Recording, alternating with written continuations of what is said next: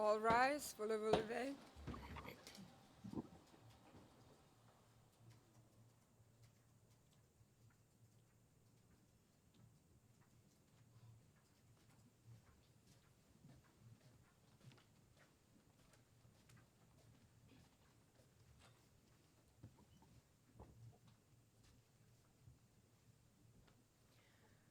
The International Residual Mechanism for Criminal Tribunals is now in session.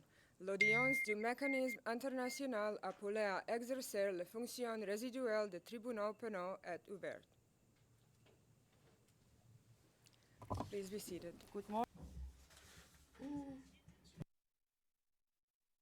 Call the case. La présidente, bonjour, vous pouvez vous asseoir. Monsieur le greffier d'audience, pouvez-vous citer le numéro de l'affaire? Le greffier d'audience, merci madame le juge. C'est l'affaire MTP 1596A, le procureur contre Jovica Stanisic et Franco Simatovic. Merci madame la juge. Madame la juge, merci. Monsieur Stanisic, pouvez-vous suivre la procédure dans une langue que vous comprenez? Monsieur Stanisic.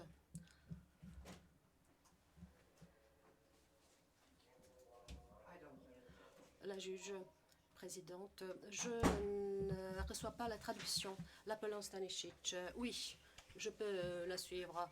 Madame la juge présidente, merci. Monsieur Simatovic, pouvez-vous suivre la procédure dans une langue que vous comprenez?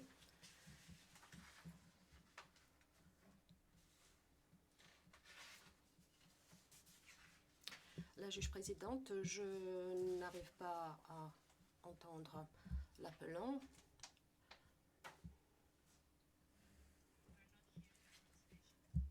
Nous n'entendons pas la traduction.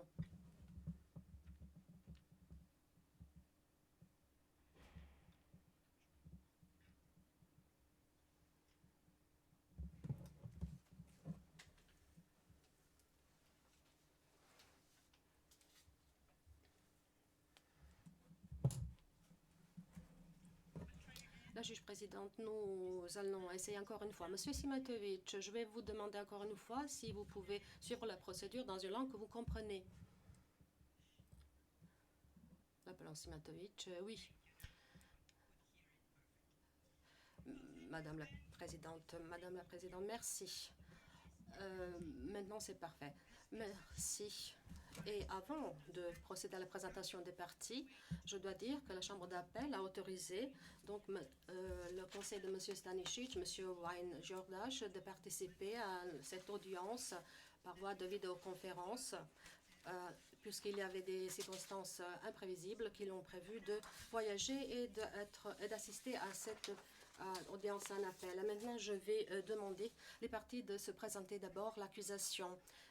Madame Beig, bonjour Madame la juge, Laura Beig pour l'accusation avec mes collègues Lorna Bolton et Grace Harbour et également avec notre commise à l'affaire Janet Stewart, la juge présidente. Merci. Et maintenant le conseil de défense de M. Stanisic. Madame Beig, je m'excuse, Madame la juge. Je n'ai pas présenté notre collègue Catherine Morstan, la juge présidente. Et maintenant, le conseil de défense de M. Stanisic, Maître Jordache, moi-même, Wayne Jordache, Joe Holmes, Bill Axelson, Ruby Axelson, Prashriti Venkantraman, Madame la Présidente, bonjour et merci. Le Conseil de défense de M. Simatovic, maintenant, Maître Bakraj, bonjour. Madame la juge, Mesdames et Messieurs le juge, bonjour à tout le monde dans le prétoire et autour du prétoire. Pour cette audience d'appel pour la défense de Simatovic, sont présents Vladimir Petrovitch et moi-même, Mikhailo Bakrach. La juge présidente, merci beaucoup. Je dois vous rappeler que M. Stanisic et M. Simatovic ainsi que l'accusation ont jeté l'appel du jugement prononcé par le mécanisme, par la Chambre de première instance du mécanisme, le 30 juin 2021. Et ce jugement a été rendu par écrit le 6 août 2021.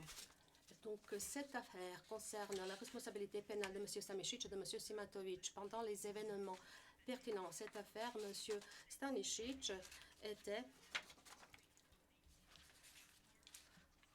d'abord chef adjoint et plus tard chef du service de la sûreté de l'État du ministère de l'Intérieur de Serbie ou de l'ADB. M. Simatovic était l'un des officiers du renseignement supérieur de ce même service de la sûreté de l'État.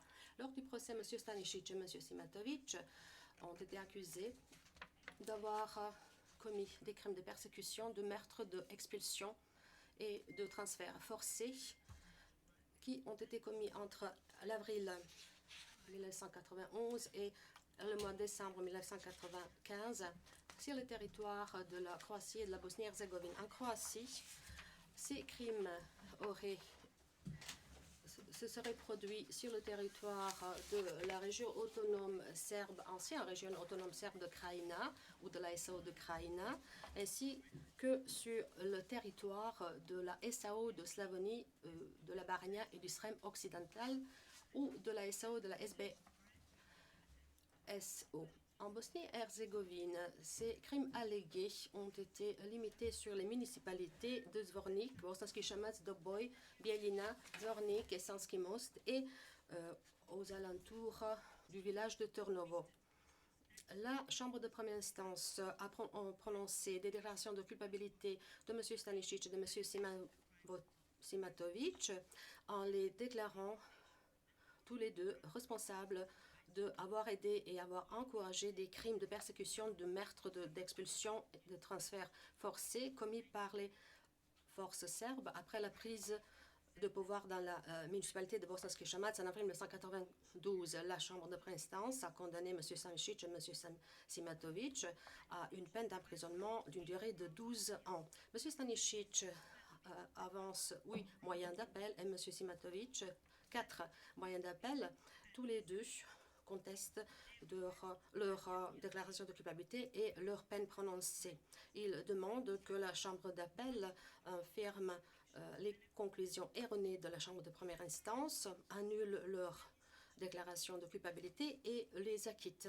À titre subsidiaire, M. Stanisic et M. Simatovic demandent la réduction de leur peine et M. Simatovic, à titre subsidiaire, demande que la Chambre d'appel ordonne un nouveau procès. L'accusation répond que les deux appels doivent être rejetés dans leur intégralité. L'accusation présente 2 moyens d'appel avec de divers branches de moyens d'appel en contestant certaines conclusions et constatations de la Chambre de première instance, y compris l'acquittement de M. Stanisic et de M. Simatovic pour ce qui est de leur responsabilité liée à l'entreprise criminelle commune. L'accusation demande que la Chambre d'appel corrige les erreurs de la Chambre de première instance et condamne M. Stanisic et M. Simatovic en tant que membres d'une entreprise criminelle commune ou, à titre subsidiaire, de les reconnaître coupables d'avoir aidé, d'avoir encouragé des crimes commis dans la SAO de Krajina, dans la SAO de SBSO, dans les municipalités de Boj et de Sanski Most, en plus de la municipalité de Bosanski Shamac. L'accusation demande que les peines de M. Stanisic et de M. Simatovic soient augmentées. Par conséquent, M. Stanisic et M. Simatovic répondent que l'appel d'accusation doit être rejeté dans son intégralité. Maintenant, je vais résumer la façon dont la procédure va se dérouler. Je voudrais rappeler toutes les parties que la procédure en appel n'est pas un procès de nouveau, un nouveau procès, et que les parties sont limitées à la présentation de leurs arguments pour ce qui est des erreurs alléguées de droit qui invalident le jugement de première instance ou sur des erreurs alléguées de fait qui ont provoqué un déni de justice. Pendant l'audience, les parties peuvent présenter les moyens d'appel dans un ordre qui leur convient. Les parties doivent présenter leurs arguments dans une manière précise, claire et concise et doivent également fournir des révélations précises concernant des documents étayant leurs arguments oraux. Les juges, bien sûr, peuvent interrompre les parties à n'importe quel moment pour demander des questions ou pour poser des questions après la présentation des arguments de toutes les parties. La Chambre d'appel donc, connaît les mémoires d'appel et je invite les parties alors à ne pas répéter donc les arguments qui sont exposés dans leur mémoire d'appel ou de résumer de façon extensive les arguments écrits. Et j'informe en plus la Chambre. S'il vous plaît, informez la Chambre si il faut qu'on passe à huis clos partiel pour éviter de divulguer publiquement des informations confidentielles ou protégées. Et on va procéder comme ça aujourd'hui et demain. Aujourd'hui, d'abord les arguments pour ce qui est de l'appel de M. Stanisic pendant 1 heure. Après, il y aura une pause de 20 minutes et nous allons entendre les arguments pour ce qui est de l'appel de M. Simatovic pendant 1 heure. Après, une pause d'1 heure et 30 minutes. Nous allons entendre la réponse de l'accusation pendant 1 heure et 30 minutes. Après la pause de 30 minutes, M. Stanisic aura 20 minutes pour sa réponse et après, ce sera 20 minutes pour la réponse de M. Simatovic. Demain, on commence à 10 heures. L'accusation aura 1 heure pour présenter ses arguments en appel. Après une pause de 15 minutes, M. Stanisic aura 45 minutes pour répondre aux arguments en appel de l'accusation. Après, il y aura une pause d'1 heure et 30 minutes, après quoi M. Simatovic va présenter sa réponse. Après cela, nous allons entendre la réplique de l'accusation pendant 20 minutes. Et pour ce qui est de l'audience de demain, à la fin, M. Stanisic aura 10 minutes pour s'adresser, s'il le veut, à la Chambre. Et après, ce sera le tour de M. Simatovic pour s'adresser, s'il le veut, à la Chambre aussi pendant 10 minutes. Maintenant, j'invite le conseil de M. Stanisic à présenter son appel. Vous avez 1 heure, M. Jordache, pour ce qui est de cette partie de l'audience. Et nous pouvons commencer si vous êtes prêts. Monsieur Jordache, merci Madame la juge, merci de m'avoir permis de participer à l'audience de distance. Donc, je vais parler donc de l'appel interjeté au nom de M. Stanisic de sa déclaration de culpabilité. Et après, c'est M. Holmes qui va parler pendant 20 minutes pour ce qui est de l'appel interjeté de la peine prononcée et qui est contenu dans les moyens d'appel 5 à 12. Pour ce qui est de déclaration de culpabilité, je vais faire quelques opérations préliminaires.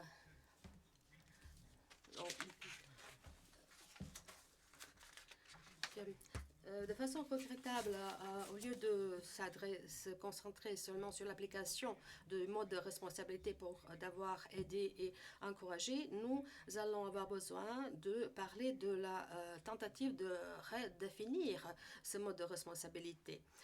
Pendant tout le long de la réponse de l'accusation, et nous allons en discuter demain, leur appel dans son intégralité pour ce qui est des décisions de la Chambre de première instance concernant ce mode de responsabilité, l'accusation demande de contourner le droit appliqué par ce tribunal.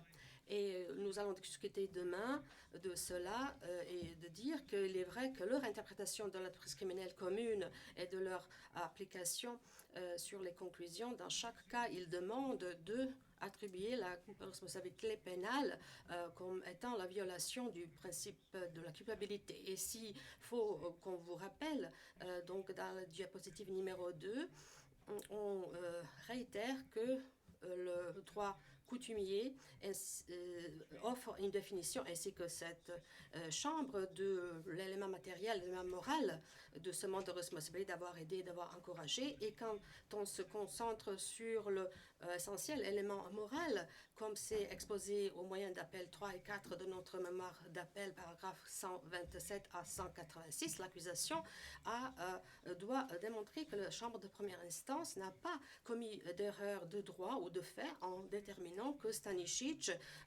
avait la connaissance que l'entraînement, le déploiement a assisté, a aidé ou facilité donc les crimes qui ont été commis à Bosanski Shamatz et qu'il savait qu'il avait connaissance de tous les éléments constitutifs des crimes qui ont été commis ultérieurement par les auteurs principaux, y compris leur intention. Après presque 30 donc années de travail à ce tribunal et ce mécanisme, ce n'est pas controversé. Et comme l'accusation est conscient également, et comme c'est exposé au moyen d'appel 1 à 4, donc le raisonnement de la Chambre n'est pas à la hauteur de cette analyse, et c'est pour cela qu'ils ont demandé de réinterpréter le droit. Donc, par exemple, l'accusation essaye de façon consistante de contourner deux éléments principaux de l'élément qui constitue l'élément moral d'aide et d'encouragement. D'abord, connaissance de l'aide et connaissance des éléments du crime, y compris l'intention des auteurs principaux. Il demande de remplacer les éléments protecteurs avec une notion de conscience de la probabilité que les membres des unités qui ont été entraînés et déployés auraient aidé la commission de ces crimes.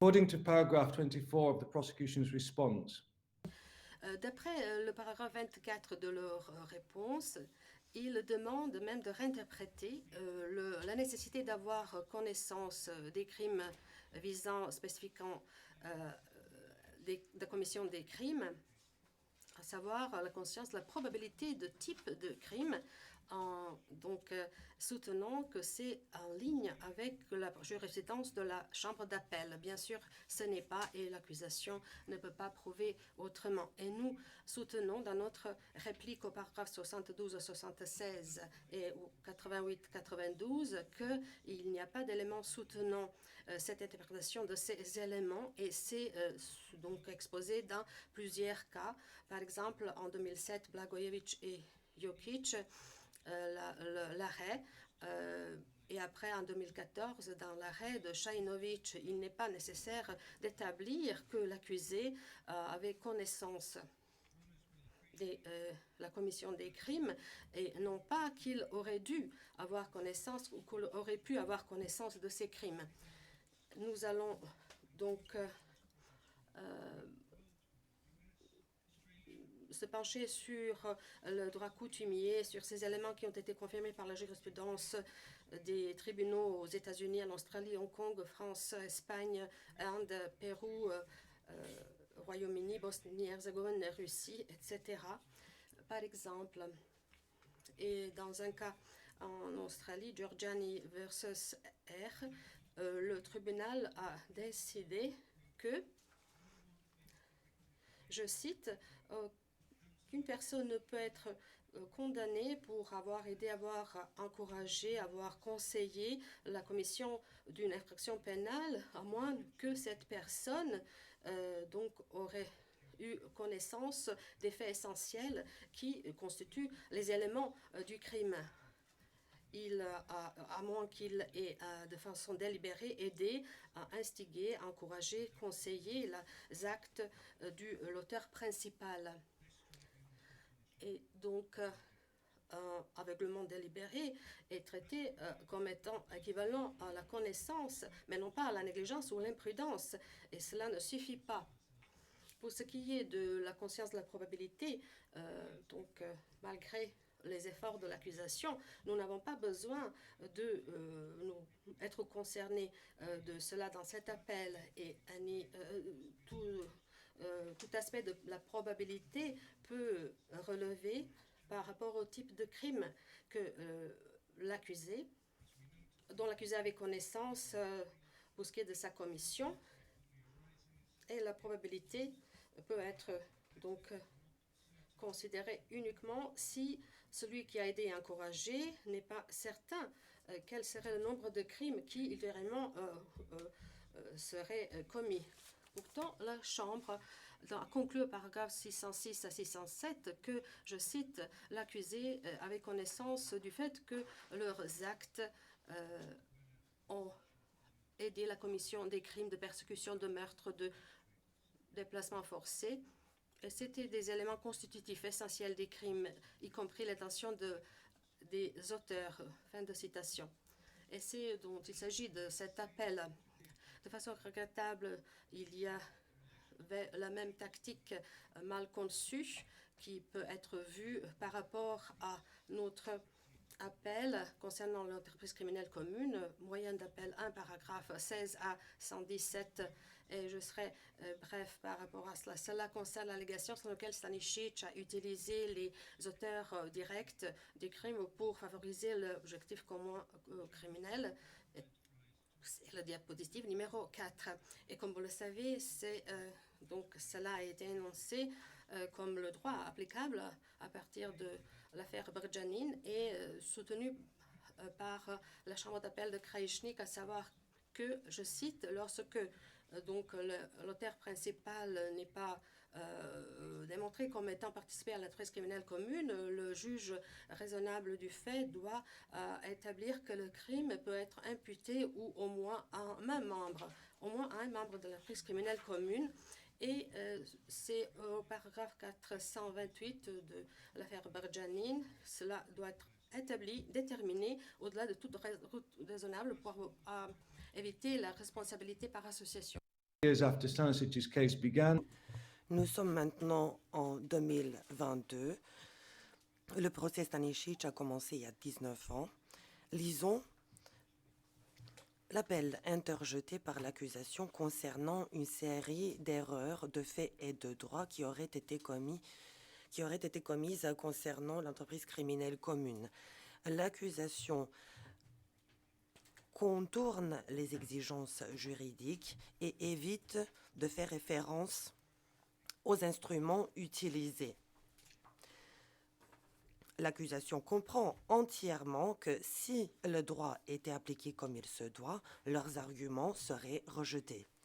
Comme nous le disons au paragraphe 8 à 13 de notre réplique, cette tentative de l'accusation de se soustraire aux exigences juridiques a commencé dès 2003. Au lieu de présenter en détail ce qui est reproché à Stanisic en ce qui concerne l'aide et l'encouragement, l'accusation s'est contentée de lui reprocher les faits liés à l'entreprise, à la participation à l'entreprise criminelle commune, en disant que Stanisic s'était entendu avec les membres de l'ECC et les auteurs principaux de Bosanski-Chamatz pour commettre des crimes précis en vue de réaliser l'objectif criminel commun. Évidemment, cela n'est pas conforme à la manière dont il faut présenter les accusations relatives à l'aide et l'encouragement. Il s'agit d'une forme de responsabilité tout à fait différente. Veuillez consulter la planche numéro 5 pour voir quelles sont les exigences juridiques lorsqu'on reproche cette forme de responsabilité à un accusé.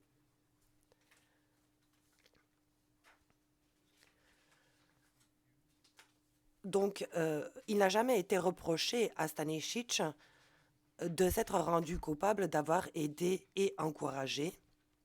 Et comme il n'a jamais été informé de ce type de responsabilité, l'accusation avait la possibilité de changer, de modifier sa thèse au fur et à mesure de la présentation des moyens. Concentrons-nous sur la manière dont il présente les arguments relatifs à la participation à l'entreprise criminelle commune.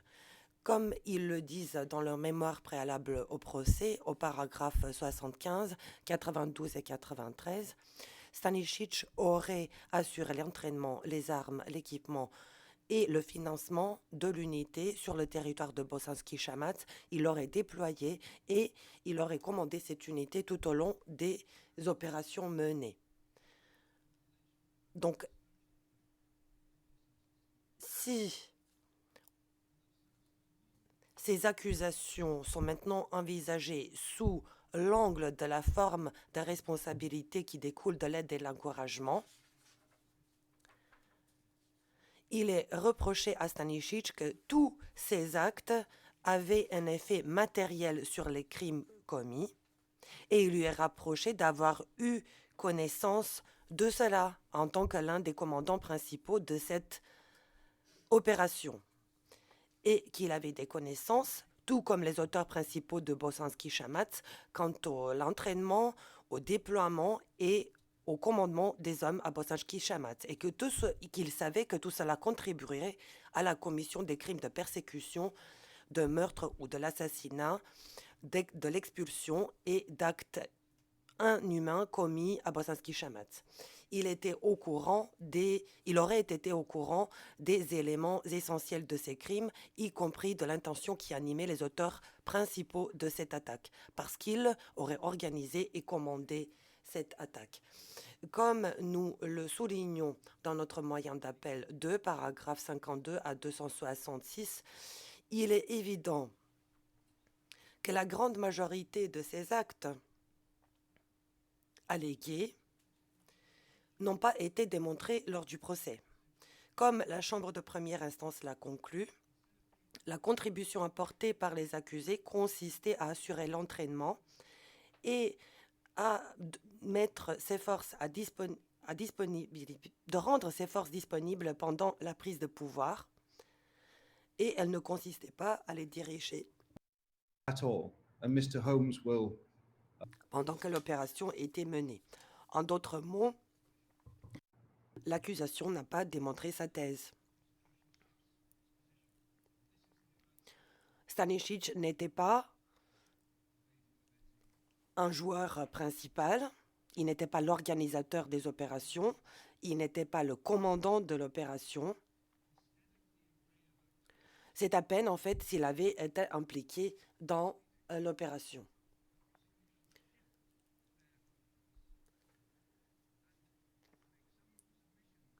Et donc, l'accusation change sa thèse. Et ça, c'est l'avantage des accusations qui reposent sur le fait d'avoir aidé et encouragé. En fait, elles ne sont pas différentes des accusations qui reposent sur la participation à l'entreprise criminelle commune. Donc, au lieu de se fonder sur les accusations relatives à l'entreprise criminelle commune, l'accusation a changé son point de vue et maintenant elle oriente ses arguments de manière à démontrer le fait que les accusés auraient aidé et encouragé les crimes. Et ça, c'est l'avantage. Cela leur apporte un avantage.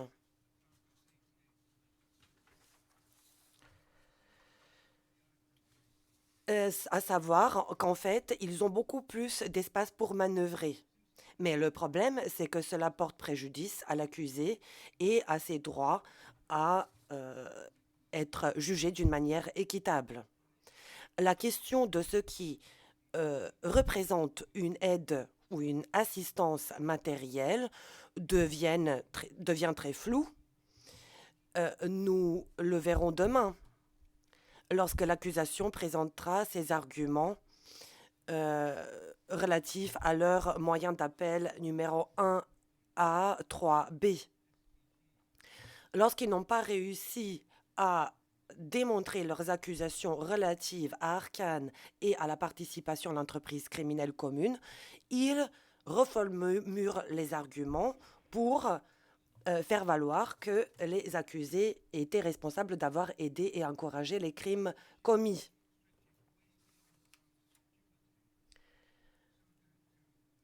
Depuis 2003, il a été allégué que la contribution principale de Stanisic à la réalisation de l'objectif criminel commun consistait à commander, à organiser et à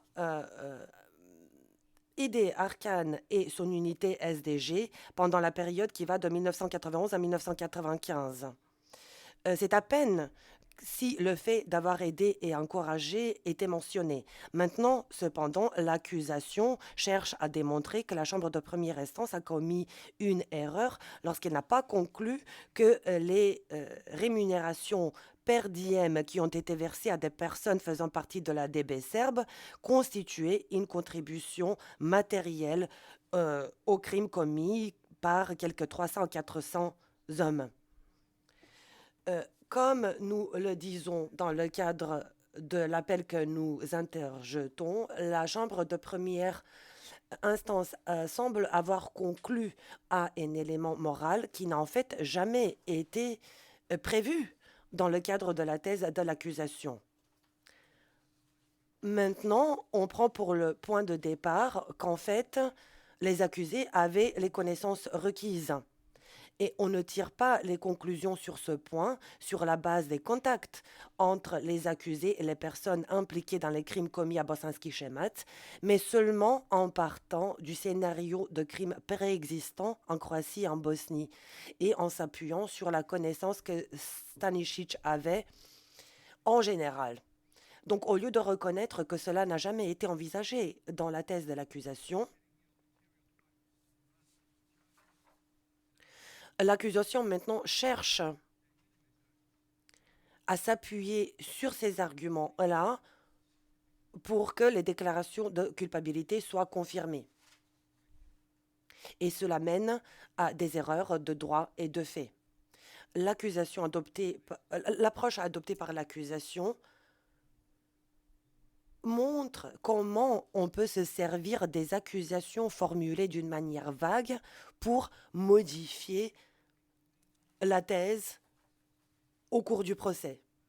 Donc, il faut éviter de présenter des faits matériels et de les citer dans le cadre des accusations. Et après, on peut tirer des conclusions relatives aux connaissances en changeant ce qui est défini comme étant matériel et ce qui ne l'est pas. Donc, les connaissances qui reposent sur la responsabilité de l'homme numéro 1 responsable pour les opérations menées à Bosanski-Šemac est responsable pour avoir commandé les auteurs directs qui étaient animés de l'intention de commettre des crimes spécifiques pendant les opérations menées à Bosanski-Šemac ont été modifiés au cours du procès. Ces accusations ont été modifiées. Et comme nous le disons dans les moyens d'appel 3 et 4, la Chambre de première instance avait le devoir de apprécier les connaissances de Stanisic en s'appuyant sur des faits et non pas de tirer des déductions en s'appuyant sur les arguments présentés par l'accusation en ce qui concerne l'entreprise criminelle commune. Aucun juge de fait ne peut raisonnablement conclure à l'existence d'une assistance matérielle apportée à des crimes spécifiques et à l'existence de connaissances nécessaires relatives à ces crimes spécifiques sans étudier de près tous les facteurs nécessaires. Or, la Chambre de première instance ne l'a pas fait. Pourquoi je parle de juge de fait ? Eh bien, parce que si nous regardons la jurisprudence du TPY et du TPIR, on peut voir quels sont les critères juridiques essentiels. Regardez s'il vous plaît la planche numéro 6. Lorsque une chambre de première instance apprécie l'élément moral relatif au fait d'avoir aidé à encourager un crime, elle doit prendre en compte toute une série d'éléments différents afin de tirer des conclusions raisonnables et motivées. D'abord, il faut prendre en compte quels sont les auteurs principaux pertinents et quelles étaient les intentions qui les motivaient. Il faut regarder le contexte dans lequel une attaque a eu lieu. Il faut regarder l'existence ou l'absence d'une planification et d'une préparation de l'attaque. Il faut vérifier s'il existait une attente pour commettre des crimes entre les auteurs principaux et quelle était la nature des crimes commis. Il faut regarder quelle était la nature, l'étendue de l'assistance apportée et quelle était l'étendue des connaissances de l'accusé. Il faut vérifier si les accusés croyaient peut-être au moment où les crimes ont été commis, qu'il était peu probable qu'ils seraient commis. Il faut vérifier si l'accusé avait les connaissances nécessaires au moment où l'assistance reprochée a été apportée et si les accusés possédaient ces connaissances au moment en ce qui concerne chaque élément essentiel de chaque crime commis. Donc, les 7 éléments que je viens d'énumérer ne sont pas des exigences juridiques nouvelles qui auraient été inventés par la défense de M. Stanisic. En fait, ces facteurs sont toujours pris en compte lorsqu'il s'agit d'apprécier la responsabilité pénale qui découle du fait d'avoir été encouragé. Ces facteurs peuvent être envisagés isolément ou tous ensemble. Tout dépend des faits de l'affaire. Il n'y a jamais eu d'affaire devant le tribunal où on a conclu à l'existence de connaissances nécessaires relatives au fait d'avoir été encouragé sans s'être appuyé sur un ou plusieurs éléments que je viens d'énumérer. Jamais des conclusions quant aux connaissances des accusés n'ont été tirées uniquement en se fondant sur un scénario de crime sans établir un lien avec les auteurs principaux directs. C'est pourquoi l'accusation maintenant s'efforce à changer la définition de la responsabilité qui découle du fait d'avoir aidé encouragé. Or, il n'existe qu'une seule définition proprement dit. Et elle doit prendre en compte tous les facteurs tous les éléments que nous venons d'énumérer. Nous présentons les arguments sur ce point en détail dans notre moyen d'appel 3, dans notre mémoire d'appel au paragraphe 144 à 159, ainsi que dans le cadre du moyen d'appel 4, paragraphe 161 à 184. Planche 7, un premier élément dont la Chambre de première instance aurait dû tenir compte et sont les actes des auteurs principaux et les actes qu'ils avaient l'intention de connaître. C'est par rapport à ces actes qu'il faut analyser les connaissances de l'accusé. Cet élément est très important pour des raisons évidentes. Comment une chambre de première instance peut-elle conclure aux connaissances d'un accusé, aux connaissances qu'il avait de chaque élément de crime, et aux connaissances qu'il avait quant à l'intention qui animait les auteurs principaux, sans approfondir les intentions de ces auteurs principaux et leurs actes. Comme nous le disons au paragraphe 144 à 147 et au paragraphe 175 à 168 de notre appel, si la Chambre de première instance avait effectué une telle analyse, elle se serait rendue compte qu'il n'y avait pas de lien entre les auteurs de crimes précédents ou qu'il n'y avait en tout cas pas de lien pertinent avec les accusés. L'accusation essaie de dire que les forces serbes étaient placées sous le contrôle des membres de l'entreprise criminelle commune, à savoir Milosevic, Karadzic, Plavšić et Krajišnik.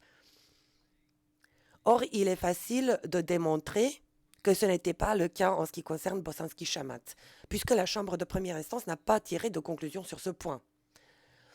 Quant au deuxième élément à prendre en compte, la Chambre de première instance est tenue de prendre en compte le contexte dans lequel une attaque a eu lieu, l'existence ou l'absence de planification et de préparation s'agissant de cette attaque, et l'existence d'une entente de commettre les crimes entre les auteurs principaux des crimes.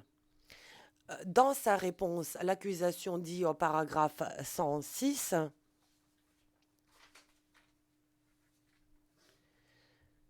qu'en fait, on ne doit pas tenir compte de cet élément. Mais nous ne demandons pas que d'exigences nouvelles soient ajoutées à celles qui existent déjà en ce qui concerne l'élément moral pertinent pour le fait d'avoir été encouragé. En fait, nous disons tout simplement que la Chambre de première instance doit tenir compte du contexte et donc, par conséquent, elle doit apprécier les connaissances que les accusés avaient concernant la planification et la préparation des opérations dans le cadre des crimes les crimes ont été commis. C'est la thèse de la défense Stanisic. Je vous prie de consulter la planche numéro 9.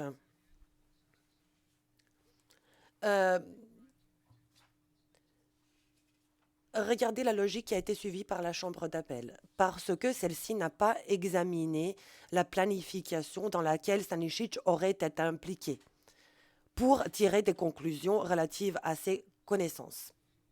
Quelles étaient les connaissances de M. Stanisic? Nous ne le savons pas.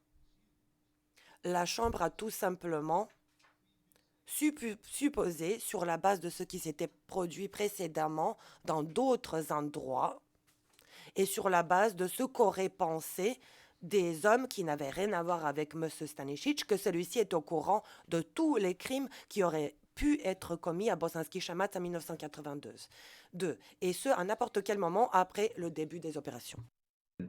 Ce qui m'amène donc au troisième facteur sur la diapo numéro 10. La Chambre de première instance aurait dû prendre en considération la proximité temporelle et physique, ainsi que l'ampleur de l'assistance pratique apportée lorsque celle-ci a évalué le degré de connaissance des crimes que cela aurait pu donc nécessiter. Dans le cadre de l'affaire de Popovic, la Chambre de première instance a souligné l'importance de ces questions de proximité physique et temporelle. La Chambre de première instance avait donc montré que l'élément moral avait été donc satisfait, puisque justement les troupes déployées avaient été donc déployées par le biais d'une opération de transfert forcé, et que Borovkanin avait connaissance de ce transfert. Dans l'affaire Merksik, la Chambre de première instance avait donc conclu que la personne accusée avait connaissance de l'exécution de certains prisonniers, et que les forces et des mouvements donc des forces paramilitaires et des difficultés que celles-ci avaient rencontrées le 20 novembre 1991 pour notamment avoir accès aux prisonniers de guerre. La Chambre de première instance avait donc conclu que lorsqu'il avait ordonné le retrait des gardes de la JNA, eh bien celui-ci savait que les groupes paramilitaires avaient un accès libre aux prisonniers, qu'en laissant ainsi cet accès se faire, eh bien, ils pouvaient aider donc à la commission donc de ces meurtres, et à savoir que donc il avait connaissance du fait qu'il était en train d'aider à la commission de ces meurtres, et simplement parce qu'il y avait une proximité tant vis-à-vis de l'action que des crimes. Il avait connaissance de l'attaque. Or, pour l'affaire Stanisic, eh bien, on voit que, notamment dans les paragraphes 144 à 159 de notre mémoire d'appel, le paragraphe 92 de notre réplique, eh bien que Stanisic n'était absolument pas à proximité de la scène. Il n'y avait aucune communication entre les différents auteurs.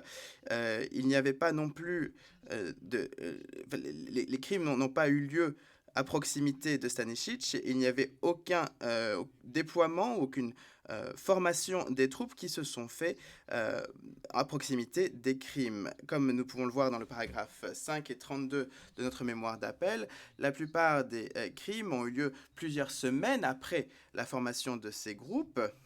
Et pour les pires, d'ailleurs, de ces meurtres, eh bien, ceux-ci ont eu lieu plusieurs mois plus tard.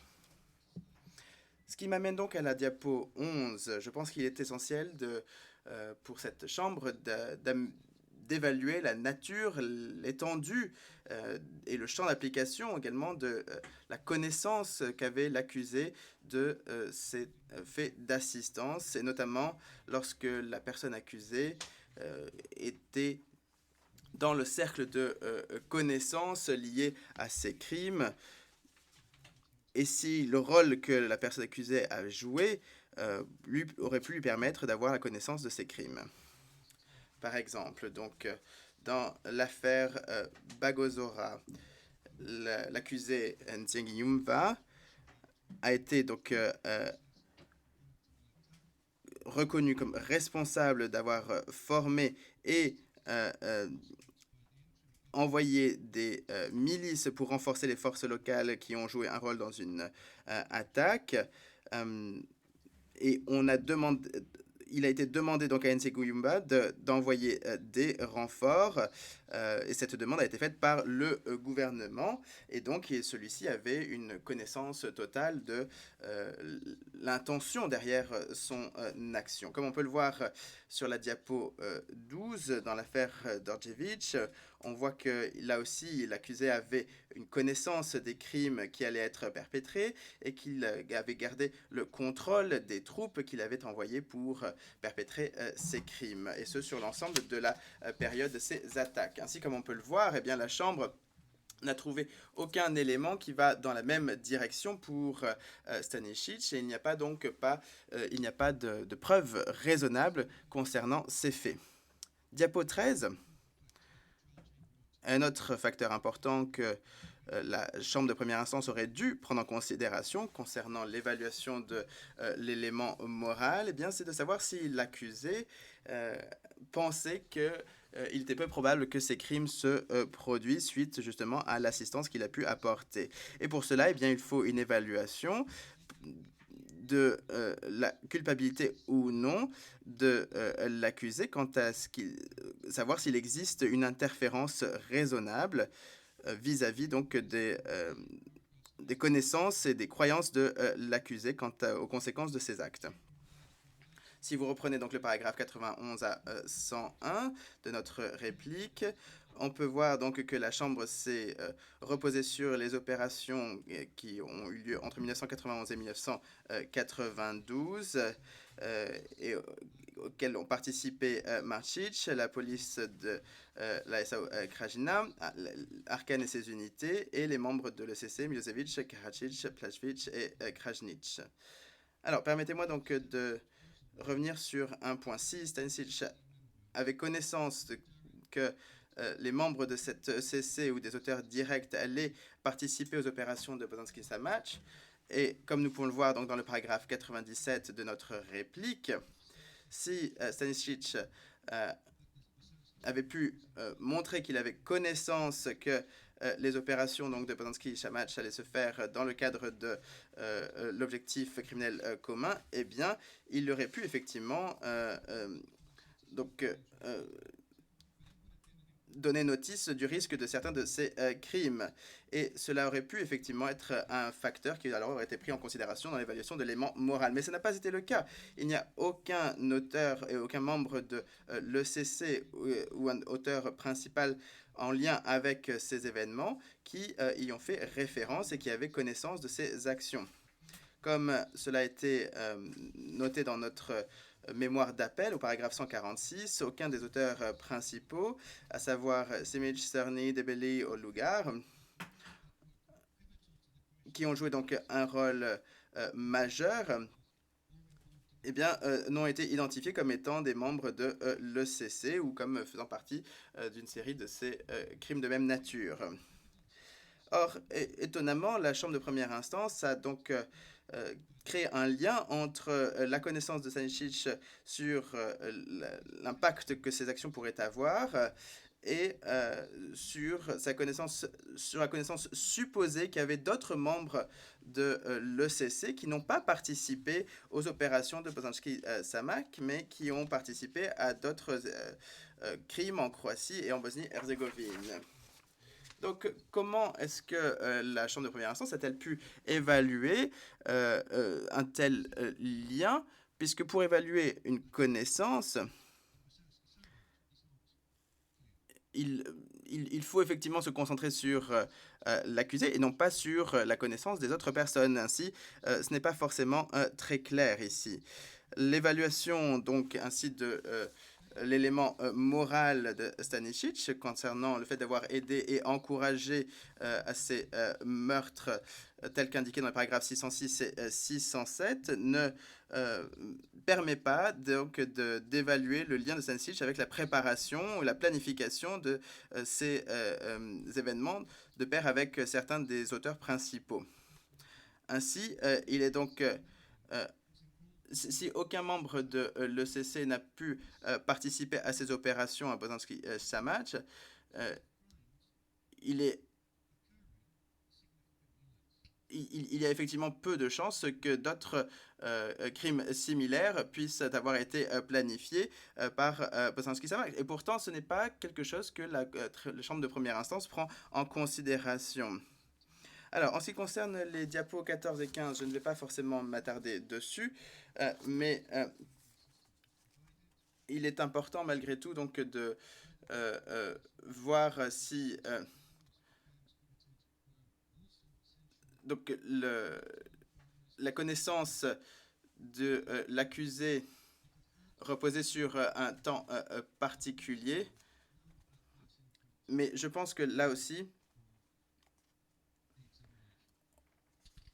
l'examination, je pense, n'a pas forcément pu permettre d'en savoir plus sur ces arguments. Alors, de manière générale, pour conclure, nous pouvons voir donc que sur la base de la jurisprudence de ce TPY, nous pouvons voir que ici, Stanisic et Simačović reposent comme étant les seuls accusés condamnés à avoir encouragé et aidé sans pour autant avoir pu sans pour autant que la Chambre ait pu véritablement montrer quelle était l'intention de ces deux accusés. Ainsi, la Chambre est simplement reposée sur la présomption de connaissance de Stanisic plutôt que d'avoir pu véritablement prouver de manière factuelle sa connaissance.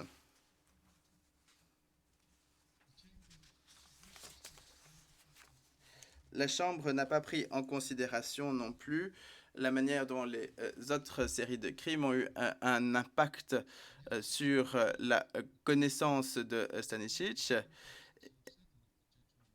et sur les crimes donc de Bosanski-Samac.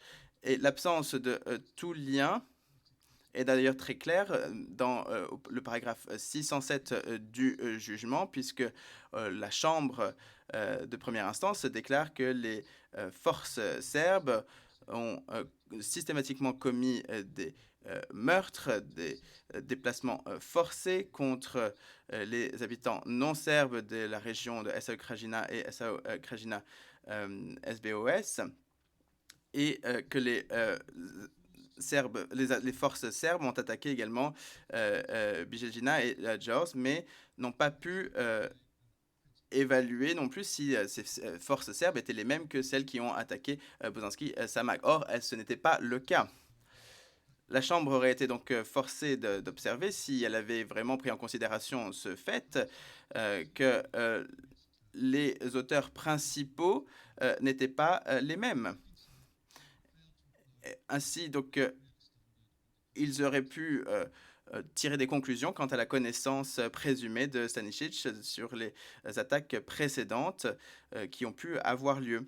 Ainsi, la Chambre n'a pas véritablement su appliquer la coutume concernant l'élément moral tel qu'appliqué dans le droit international, notamment au regard de ces crimes spécifiques. Par ailleurs, la Chambre n'a pas non plus su considérer la possibilité que Stanisic ne savait pas forcément que ces actions allaient contribuer à l'accomplissement de ces meurtres. Or, il y a eu donc finalement un inversement de la charge de la preuve. Tel que cela a été indiqué dans notre réplique, les opérations militaires qui ont été conduites ont pu effectivement être conduites pour des raisons donc, de défense, tel que cela a été indiqué. Donc, et je pense que la défense était tout à fait une inférence légitime et raisonnable. Alors, avant donc de donner la parole à M. Holmes, Il semblerait donc que la Chambre a abandonné l'idée donc de normes de la connaissance, qui est pourtant essentielle lorsqu'il s'agit de déterminer si la personne a aidé et encouragé. Ils ont plutôt choisi une norme au rabais, à savoir donc une connaissance probable de l'accusé. Or, il ne s'agit pas ici d'avoir une connaissance probable, cela va à l'encontre de la norme coutumière et aucune chambre de première instance aurait dû arriver à cette conclusion. Je donne maintenant la parole à Monsieur Holmes.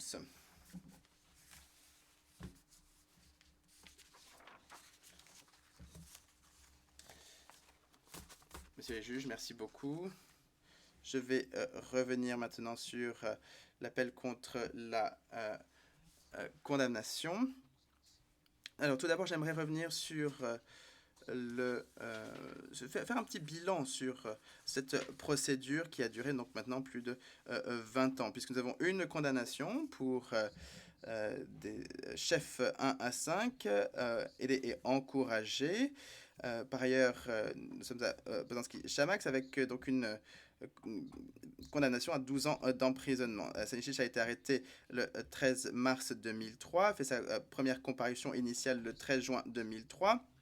Son premier procès a commencé le 9 juin 2009. Premier jugement a été délivré le 30 mai 2013. Le 15 décembre 2015, un nouveau jugement a été donc ordonné par la Chambre d'appel. Et cette décision vient donc rallonger les procédures de 7 ans, 1 mois et 9 jours pour nous amener donc à aujourd'hui. Et le jugement du nouveau procès a été livré le 30 juin 2021 et nous attendons à ce que le jugement de ce procès en appel soit rendu au mois de juin 2023. Au total, eh bien, Stanisic a donc passé 2471 jours en prison et le 13 juin 2023, eh bien, cela fera 20 ans que M. Stanisic a donc plaidé non coupable à tous les chefs d'accusation. 20 ans, c'est une période qui devrait choquer qui que ce soit qui doit avoir affaire avec la justice, puisque son affaire a duré plus longtemps que la durée de vie du tribunal. Son fils, qui aura bientôt 25 ans, avait 5 ans au début donc de ce procès et il n'a aucun souvenir de son père en dehors donc de cette affaire pénale. Par ailleurs, il faut prendre en considération l'impact que cela a sur la santé mentale de Stanisic. Il faut savoir également que l'argument donc que Stanisic ait participé à cette ECC s'est complètement effondré à 2 reprises et nous en terminons donc avec une condamnation unique d'aide et d'encouragement et à une seule municipalité, donc celle de Bosanski-Chamax. Comme nous pouvons le voir donc dans le paragraphe 193 à 197 dans notre mémoire d'appel, on peut voir que les crimes sur lesquels repose sa condamnation sont assez vagues et peu définis. Mais ce qui est très clair, en revanche, eh bien, c'est que les crimes pour lesquels Stanisic a été condamné reposent sur 15 semaines et ont été donc confinés à une seule autorité locale, donc Bosanski-Chamax. Selon donc nos estimations, vous allez pouvoir retrouver donc sur la diapo 18 les éléments particuliers associés à ces crimes et vous allez retrouver donc dans les paragraphes 193 et 197 de notre de notre mémoire d'appel. Donc, on peut voir effectivement qu'il y a ici une conviction de paradigme qui a été donc imputée à la responsabilité des éléments essentiels qui reposent donc sur la connaissance de Stanisic et de sa participation aux actes de formation et de déploiement. Donc, c'est généralement sur ces points-là que nous devons nous concentrer, tel que cela est confirmé dans l'affaire Alexovski par la Chambre d'appel au paragraphe 182. Il nous faut prendre en considération la gravité de la conduite de l'accusé et généralement, eh bien, nous devons essayer aussi d'évaluer la proximité de l'accusé au crime et de la nature grave de ce crime. Or, nous pouvons le voir bien que ce n'a pas été fait dans le cadre de cet appel. Sur la diapo 18, vous allez retrouver les détails qui auraient dû être pris en considération lors de l'évaluation de la gravité des faits. Stanisic n'a pas participé à la formation, il n'a pas ordonné cette formation. Sa position donc au sein de la DB a été la seule fait prise en considération pour évaluer sa responsabilité. Par ailleurs, comme vous pouvez le voir donc au paragraphe 409 à 608, on peut voir qu'il n'était pas non plus derrière donc la demande de formation. Ce n'est pas lui non plus qui a ordonné la commission de ces crimes. Et il n'aurait pas pu contrôler quelques aspects que ce soit de ces crimes. Et il n'aurait pas non plus pu les empêcher, tel qu'on peut le voir dans le paragraphe 426 du jugement. Si vous retrouvez donc dans les paragraphes 204 et 210 de notre mémoire d'appel les détails donc de sa participation et notamment toutes les références au rôle qu'ont joué d'autres auteurs et non pas Stanisic dans la formation et le déploiement de ces hommes et dans la perpétration donc de ces crimes eux-mêmes. Et pourtant, eh bien, on a cette condamnation à 12 ans d'emprisonnement. Et on peut voir donc qu'il y a eu un certain nombre d'erreurs qui ont été commises dans l'évaluation de la gravité de ces crimes. Comme vous le savez, donc, il s'agit ici de l'affaire la plus longue de l'histoire de ce tribunal qui maintenant a lieu depuis 19 ans, 9 mois et 11 jours, soit 4 ans donc, de plus que l'affaire Shechel. Or, eh bien, aucun de ces retards n'est attribuable à Stanisic. Donc, au total, ce sont plus de 20 ans de procès auquel nous assistons.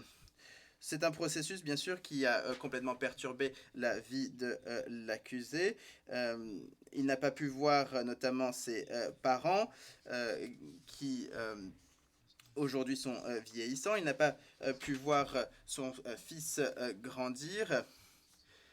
Et il se retrouve aujourd'hui donc emprisonné à l'âge de 72 ans. Et pourtant, il n'y a aucune mesure d'atténuation qui a été prise en considération face justement à cette souffrance, alors que cet homme eh bien, a passé un quart de sa vie dans le cadre de ce procès et c'est quelque chose qui, bien sûr, doit être pris en considération comme une circonstance extraordinaire et que nous devons donc prendre en considération. Il y a peu, effectivement, qui seraient en désaccord avec cela.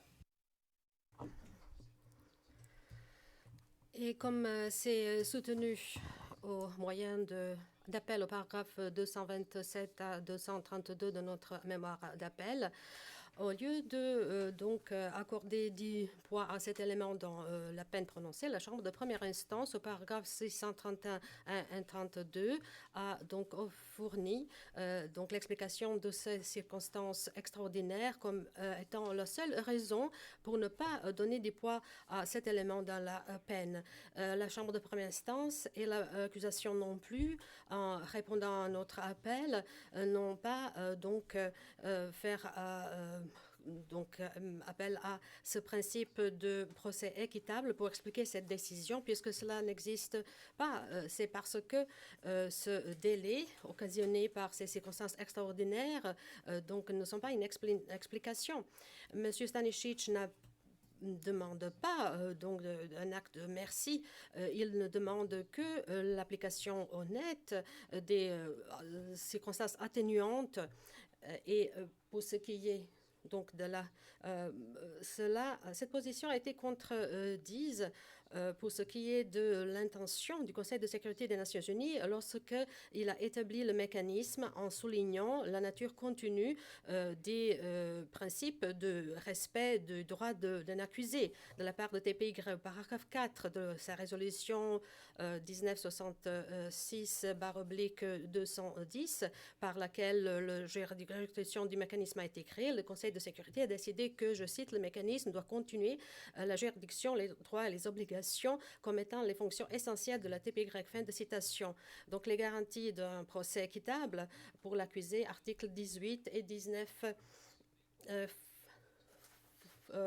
4 ont été énoncés dans le statut du mécanisme qui a été annexé à cette résolution et dans le règlement de procédure et de preuve également au paragraphe 5. Et pour ce qui est du moyen d'appel numéro 5 concernant la gravité de l'infraction, nous soutenons que ça a été évalué de façon erronée et cela a mené à une peine excessive, manifestement. Et pour ce qui est de cette analyse, ce qui est absent de l'évaluation de la gravité de la Chambre de première instance, c'est en fait l'évaluation du comportement réel de Stanisic. Dans l'appel de Aleksovski, paragraphe 182, la Chambre d'appel a donné une évaluation de la gravité d'un individu accusé, ce qui est en fait l'évaluation du comportement de cet accusé comme étant un point de départ lorsqu'on considère la peine appropriée. L'absence de cette évaluation essentielle peut bien expliquer pourquoi ce sont deux peines identiques qui ont été prononcées pour Stanisic et Simatovic. Et pour ce qui est à la diapositive 18, qui est toujours à l'écran, on peut voir que la responsabilité de Stanisic était très éloigné et atténué pour ce qui est de ses actes et pour ce qui est des crimes pour lesquels il a été condamné. Au paragraphe 212 à 220 de notre mémoire à appel et de notre annexe A, nous soutenons que la sélection de la Chambre, que la Chambre a faite des cas, des affaires sur lesquelles elle s'est appuyée pour évaluer la gravité et pour prononcer la peine était erronée en principe. Et il n'est pas clair pourquoi la Chambre s'est appuyée sur les condamnations pour l'ECC de Micho Stanisic et Stojan Juplianin qui ont été reconnus coupables d'avoir participé à l'ECC ensemble avec un certain nombre de responsables serbes qui visaient à l'établissement d'un État serbe le plus ethniquement pur possible, par le biais de mouvements permanents de chasser de façon permanente des musulmans de Bosnie et des Croates de Bosnie. C'est donc au paragraphe 311, 518, 528 du volume 2 de la jugement de Juplianin. Et pour ce qui est de la positive 19, cela démontre que la Chambre de première instance a commis des erreurs en évaluant le point de départ pour ce qui est de la gravité de l'infraction pénale, puisqu'elle s'est appuyée sur les comparaisons avec certaines affaires dans son analyse et cela a mené la Chambre dans une mauvaise direction. Par exemple, Micho Stanisic et Juplianin, tous les deux condamnés à 22 ans d'emprisonnement, ont été condamnés pour avoir participé à l'entreprise criminelle commune visant à nettoyer ethniquement la Bosnie-Herzégovine. Mais par rapport au crime de Stanisic, dans Bosanski Shamat, Juplianin a été condamné des crimes commis dans 8 municipalités, Micho Stanisic dans 20 municipalités. Ensuite, Simic a été condamné pour avoir aidé et encouragé des crimes commis en Bosnie. Pourtant, il était présent lors de la commission des crimes en Bosanski Shamat et exerçait l'autorité sur la cellule de crise de Bosanski Shamat. Ensuite, Blagojevic, 15 ans, a été également condamné pour avoir aidé et encouragé. Et l'accusation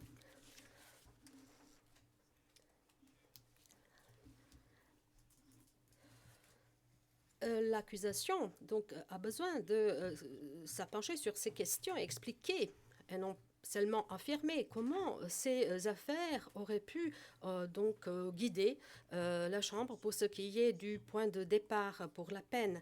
Au lieu de cela, comme c'est montré au paragraphe 117 à 117.16 de leur réponse, ils n'ont pas donc expliqué cela. Ils n'ont pas offert d'explanation pour ce qui est des rôles différents, incomparables de Simic et de Stanisic. Ils n'ont pas expliqué comment la peine prononcée à l'encontre de Micho Stanisic, qui a été condamné pour avoir participé à l'entreprise criminelle commune visant à nettoyer ethniquement la Bosnie, était la base pour prononcer la peine contre Stanisic, qui n'était manifestement pas un membre de l'entreprise criminelle commune. Comme cela a été montré au paragraphe 179 de la réponse de l'accusation, au lieu de se pencher sur notre analyse concernant les peines dans l'affaire Blagojevic, Ojdanic et Lazarevic, qui n'était pas une comparaison utile, l'accusation n'a fait que réitérer les infractions pénales pour lesquelles ils ont été condamnés et les peines qui leur ont été imposées sans aucune référence à des faits sous-jacents. Et pour ce qui est des circonstances atténuantes, encore une fois, l'accusation essaye d'éviter l'essentiel, donc de nos points soulevés au moyen d'appel 6 à 8, au paragraphe 10 à 157 de notre réponse. L'accusation affirme que c'est parce qu'ils n'ont pas soulevé cela au procès en tant que circonstance atténuante, Stanisic ne peut pas dire que la Chambre de première instance a examiné cela de façon erronée. Bien sûr, la Chambre de première instance a considéré ces facteurs atténuantes, mais n'a pas donc décrit de façon appropriée ces éléments et ne leur a pas accordé un poids approprié. Et finalement, au moyen d'appel numéro 8, la Chambre de première instance n'a pas pris en considération tous les actes de Stanisic et son comportement, ne l'a pas donné un poids approprié à son comportement, puisqu'il a coopéré avec la communauté internationale pour assurer la paix, pour sauver des vies. La Chambre de première instance a conclu que Stanisic, je cite, n'a pas démontré donc la volonté pour résoudre le conflit. Fin de citation. Ce n'était pas une réflexion adéquate pour ce qui est de son réel rôle et ce n'est pas conciliable avec les moyens de preuve non contestés. C'est la diapositive 21 où on peut voir qu'il était donc quelqu'un qui œuvrait pour la paix de 1991 et pendant tout le conflit jusqu'aux accords de Dayton, en donnant des exemples, par exemple en persuadant Babic de signer le plan de Vince, en utilisant Karadzic pour persuader les Serbes de Bosnie de donc ne pas contourner les négociations de paix. Et nous avons parlé de cela de façon excessive au paragraphe 693 à 699 de notre mémoire. Il a persuadé Mladic de faire un cessez-le-feu pour ce qui est de pilonnage de Sarajevo, de l'aéroport de Sarajevo en 1993. Et ensuite, au paragraphe 26, Stanisic avait donc n'a pas partagé de mêmes avis avec Milosevic pour ce qui est de la question du Kosovo. Et après, à cause de cela, Stanisic a été démis de ses fonctions. Paragraphe 25,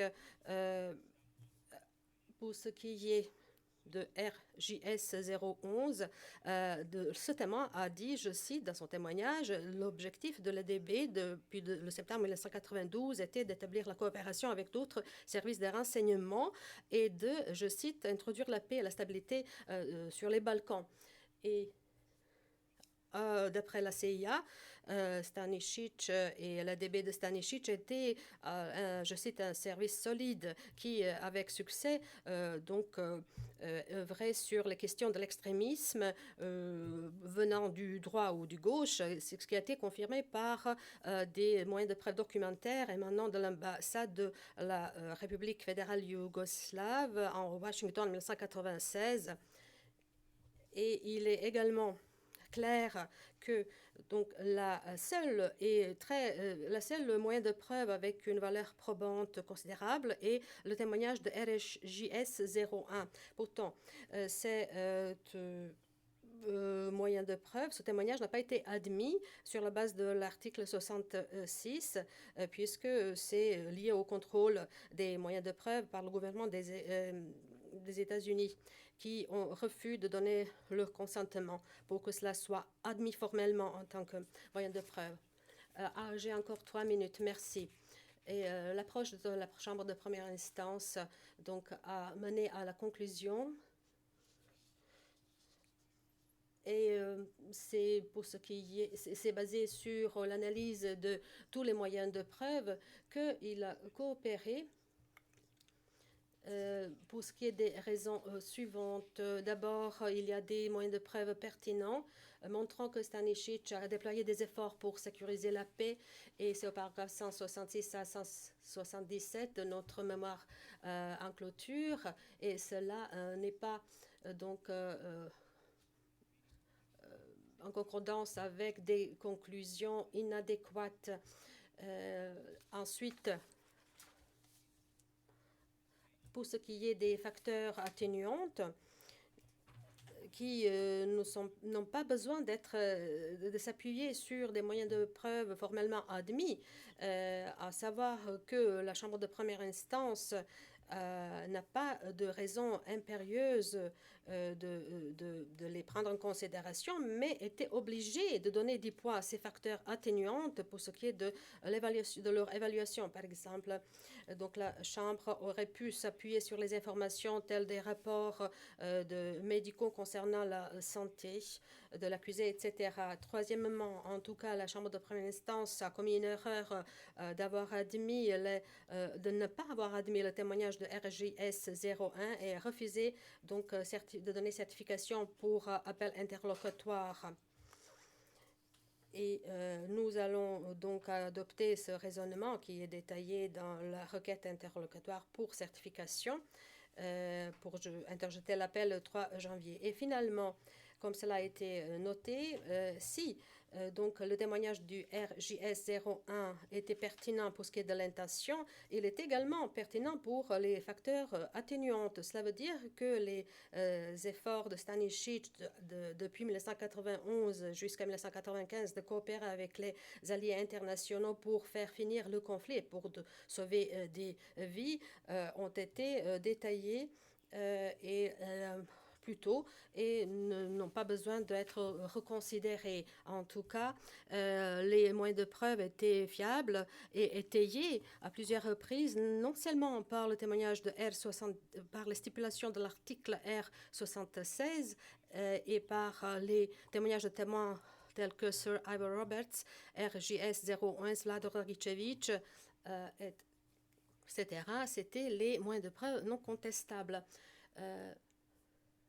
Pour toutes ces raisons, nous soutenons que la peine prononcée contre M. Stanisic n'était pas proportionnée et qu'il y avait beaucoup d'erreurs de droit et de fait et doit être annulée. La juge présidente, est-ce qu'il y a des questions à poser dans l'immédiat? Non.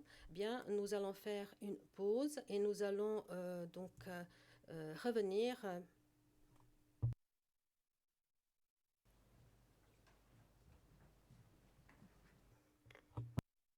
Nous allons revenir dans 20 minutes.